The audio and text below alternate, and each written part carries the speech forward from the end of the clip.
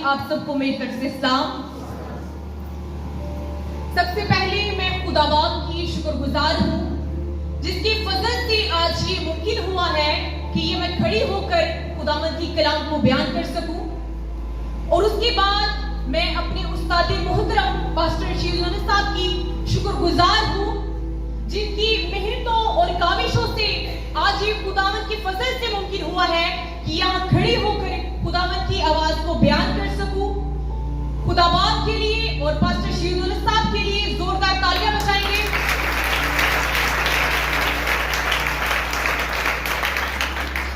खुदावंद अपने खादम को आज कसरत के साथ इस्तेमाल कर रहा है और उनकी मेहनत की बदौलत आज ही मैं यहाँ खड़ी होकर खुदावंद के कलाम को बयान करने को हूँ, उसके कलाम की खिदमत करने को हूँ।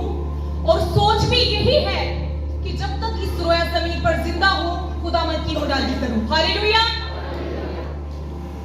आज मैं 7 सलीबी कलमात में से पहले कलमे को बयान करूंगी जो कि माफी का कलमा है और शफायती कलमा भी है। ये कलमा माफी का कलमा है और सलीब पर चढ़ते ही मसीह के मुंह से सबसे पहले ये अल्फाज निकले। मसीह यीशु को तकरीबन 9 बजे सलीब दी गई और ये कलमा 9 से 12 के दरमियान मसीह यीशु के मुंह से निकला।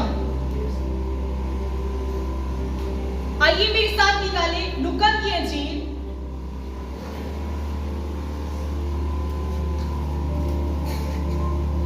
उसका 23वां बाब और उसकी 34वीं आयत। उसमें कुछ यूं लिखा है, यीशु ने कहा, ऐ बाप इनको माफ कर क्योंकि ये जानते नहीं कि क्या करते हैं। खुदा की पाक कलाम पढ़े और सुने जाने पर खुदावंद की बरकत हो। ये पहला कलमा है जो मसीह यीशु के मुंह से निकला और दुआ की सूरत में निकला, जो कि अपने दुश्मनों के लिए मसीह यीशु दुआ कर रहे हैं, अपने सताने वालों के लिए यीशु मसीह दुआ कर रहे हैं। ये उसकी गैर मुश्तरका मोहब्बत का सबूत है जो वो सलीब पर पेश कर रहा है। हम आज 3 बातें सीखेंगे। सबसे पहली बात कि उसने ऐ बाप क्यों कहा। दूसरी बात ये कि ये नहीं जानते कि क्या करते हैं। और तीसरी बात हम ये सीखेंगे कि इनको माफ कर, यानी माफी किसके लिए है। सबसे पहले हम सीखेंगे कि उसने ऐ बाप क्यों कहा। मसीह यीशु की जमीनी खिदमत के दौरान मसीह यीशु ने जब भी दुआ की उसने ऐ बाप कहकर दुआ की है। और क्या आप जानते हैं कि मसीह यीशु को सलीब देने की सबसे बड़ी वजह जो थी वो यही थी कि वो खास उसको अपना बाप कहता था। वो जाहिर करता था कि मैं उसका बेटा हूं और वो मेरा बाप है। बाप एक एहसास है, बाप एक तल्लुक है, बाप एक रिश्ता है जो वो हमेशा जाहिर करता था। हमारा बाप के साथ रिश्ता क्या है ये हमेशा मसीह यीशु ने जाहिर किया है और इसीलिए भी उसे सलीब दिया गया था। और आज भी जब वो सलीब पर है इस बात से मुड़ा नहीं है बल्कि आज भी इस बात पर कायम है और वो सलीब पर कहता है कि ऐ बाप। आज भी उसने ऐ बाप कहकर उसे पुकारा है। यानी कि अगर जे उसे सलीब भी दी गई है फिर भी वो अपनी उस दलील पर आज भी कायम है, उससे बाप कह रहा है। बाप का रिश्ता कुर्बत को जाहिर करता है जो कि वो आज जाहिर कर रहा है। इसके बाद हम सीखेंगे कि वो नहीं जानते कि क्या करते हैं। आज बहुत से लोग नहीं जानते कि क्या करते हैं। ये लफ्ज, इस लफ्ज का मतलब क्या है? ये लफ्ज गुनाह की गहराइयों को जाहिर करता है। आज बहुत से लोग नहीं जानते कि वो क्या करते हैं क्योंकि वो खुदा के कलाम से वाकिफ नहीं है। और सिर्फ वही लोग जानते हैं कि वो किस कदर गुनाहगार हैं या किस कदर बड़ा गुनाह उनसे हुआ है जो खुदा के कलाम की रोशनी में चलते हैं। खुदा के कलाम में लिखा है कि वो नूर के पास नहीं आते ताकि उनके काम जाहिर ना हो। जो कोई नूर के पास आता है उसके काम जाहिर हो जाते हैं। वो ये जान जाता है कि वो किस कदर बड़ा गुनाह कर रहा है, वो किस कदर गुनाह में मुब्तला है। जो कोई कलाम की रोशनी में चलता है वो जानता है कि वो क्या करता है। लेकिन जो कोई खुदा के कलाम से दूर है वो नहीं जानता कि वो क्या करता है। गुनाह उसे किस कदर दलदल में धकेलता ले जाता है, वो ये नहीं जानता है। सिर्फ खुदा का कलाम ही हमारे ज़हनों को रोशन करता है, जिससे हम जानते हैं कि हम क्या करते हैं। और खुदा के कलाम की सच्चाइयां ही हमें ये बता सकती है कि हम किस कदर गुनाह में मुब्तला हैं या किस कदर हम खुदा से जुड़े हुए हैं। ये सिर्फ और सिर्फ खुदा का कलाम ही हमें सिखा सकता है। ये कलाम की रोशनी में ही हमें पता चल सकता है कि हम क्या कर रहे हैं।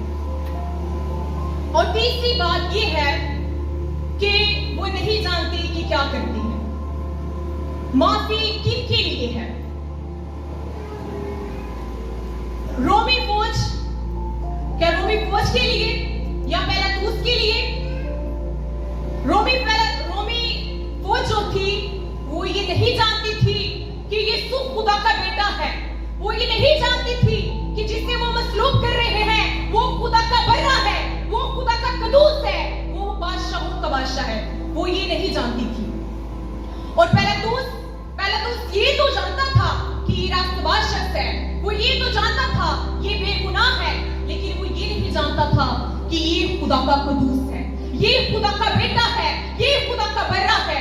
वो ये नहीं जानता था। इसके बाद आम अवाम ये तो जानती थी कि ये मसीह है। मसीह यीशु ने बारहा मौजज़े करके खुदा की कुदरत को जाहिर करके उन पर ये जाहिर किया कि वो मसीह है। लेकिन बावजूद सब मौजज़ों के, बावजूद उसकी कुदरत को देखने के, उन्होंने मसीह यीशु की कुदरत को रद्द कर दिया। उन्होंने उसे नहीं माना, वो उस पर ईमान नहीं लाए। इसके बाद सरदार काहिन को मसीह यीशु से ये खतरा था, अपनी कुर्सी का, अपनी पोजीशन का। उनको ये खतरा था मसीह यीशु से, इसीलिए वो मसीह यीशु की मुखालफत करते थे। और उन्होंने इसके बाद सारी आवाम को, सारे लोगों को भी मसीह यीशु के खिलाफ बहकाया। और हालांकि चाहिए था कि वो अच्छे चरवाहे बने, लेकिन फिर भी वो फाड़ने वाली भेड़िए बन गए। वो मसीह यीशु के खिलाफ हो गए, वो मसीह यीशु के खिलाफ खड़े हो गए और उन्होंने कहा कि इसको सलीब दिया जाए। तो फिर माफी है किसके लिए थी? अब ये सवाल पैदा होता है कि फिर माफी किसके लिए थी? तो माफी हर एक उस फर्दो बशर के लिए है जो मसीह यीशु पर ईमान लाता है, जो ये मानता है कि यीशु खुदा का बेटा है, उसके लिए माफी अवेलेबल है। हर एक शख्स जो मसीह यीशु को खुदा का बेटा मानेगा, जो कोई उस पर ईमान लाएगा, उसके लिए माफी मौजूद है। इसके बाद हम ये सीखेंगे, एक और बात सीखेंगे कि माफी किन लोगों को मिलती है या किन को खुदा माफ करेगा। आइए मेरे साथ अबरानियों निकालेंगे।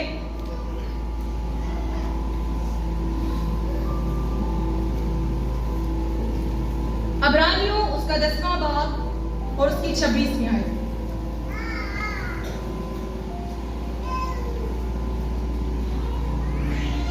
जिसमें कुछ यूं लिखा है, क्योंकि हक की पहचान हासिल करने के बाद अगर हम जानबूझकर गुनाह करें तो गुनाह की कोई और कुर्बानी बाकी नहीं रही। जो कोई जानबूझकर गुनाह करता है उसकी कोई माफी नहीं है। जो कोई रूहुल कुदस के खिलाफ बोलेगा उसके लिए कोई माफी नहीं है। बाइबल ये साफ बताती है कि जो कोई जानबूझकर गुनाह करे उसके लिए कोई माफी नहीं है, और जो कोई रूहुल कुदस के खिलाफ बोले उसके लिए कोई माफी मौजूद नहीं है। और सिर्फ एक मसीहियत ही ऐसा मजहब है